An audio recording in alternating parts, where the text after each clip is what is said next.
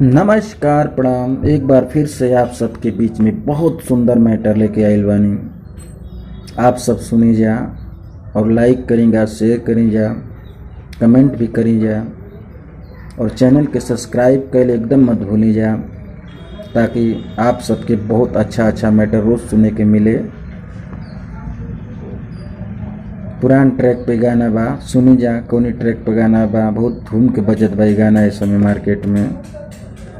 तो ली जा, सुनी जा, मुखड़ा सुनी जा, अंतरा सुनी जा और सुन के कमेंट में जरूर बताई जा कैसन लगल। अरे गाड़ी पर बैठ बजरिया गईलू, गाड़ी पर बैठ बजरिया गईलू, 10 बजे राती कहलू यार संगे का खैलू, यार संगे का खैलू। पर बाजे फेरा में हमारी हो जइबा बाबू बर्बाद हो।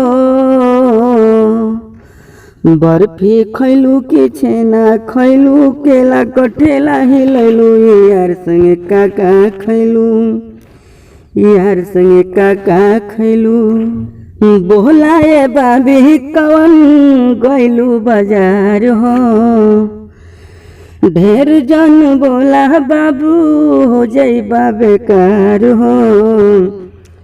बोला ए बाबी कवन गइलू बाजार हो, ढेर जन बोला बढ़ के हो जइबा बेकार हो।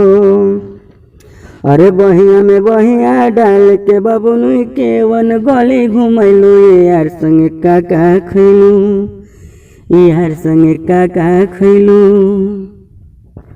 इज्जत जोगावा रखा मनवा पकाबू, सबका पचले हमारा हुस्न का जादू। इज्जत जोगावा रखा मनवा पकाबू, सबका पचले हमारा हुस्न का जादू।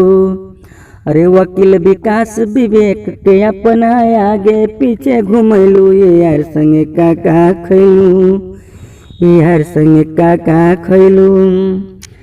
गाड़ी पर बैठ बजरिया गईलू, 10 बजे राती कहलू, यार संगे का खैलू, यार संगे का खैलू।